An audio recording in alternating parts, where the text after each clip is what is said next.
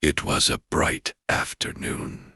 I had just finished bathing on the rooftop and was drying my hair when suddenly I felt a strange, cold breeze coming from the stairway. It made me uncomfortable, so I quickly went downstairs and entered my room. From that moment, I developed an unknown fever unlike anything I had ever experienced in my life. My mother suggested taking me to the local pharmacy doctor, Uncle Chowdhury. Even after taking the medicine, there was no improvement. He advised us to see a doctor from a medical college. My father took me to a small clinic. The doctor was late that day, so we took a serial number and waited outside. Right next to the clinic was a graveyard. While my father was talking with his friends, I unknowingly plucked a red hibiscus flower from the graveyard. At that very moment, the Maghrib prayer call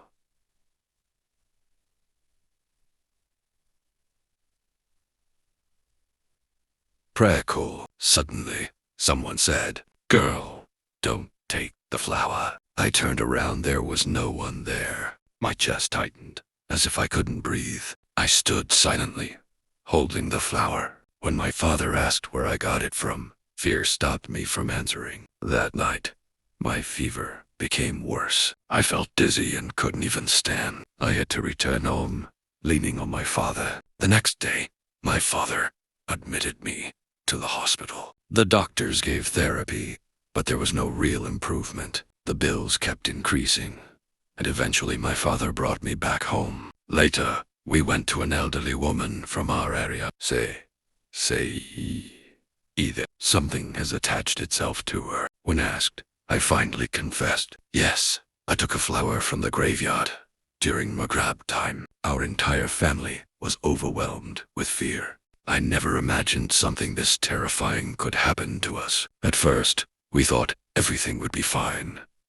But as night grew deeper, my body started shaking strangely again. My eyes felt like they were burning, and my heart was pounding. Suddenly, I saw a tall, black, shadow-like figure standing in the corner of the room. I couldn't speak, only stare. My parents didn't notice anything. Then the shadow slowly moved toward me and whispered in my ear, "You took a flower from my place. Now, I have a right over you." I tried to scream, but no sound came out. My mother began reciting Ayatul Kursi from the Quran.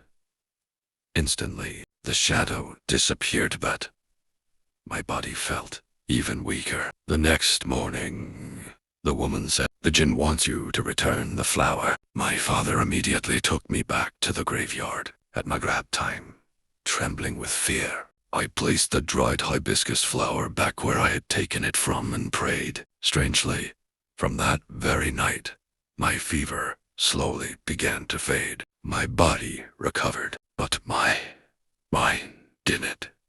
Because even now, sometimes in my sleep, I still see that black shadow, as if it's waiting for me to make another mistake.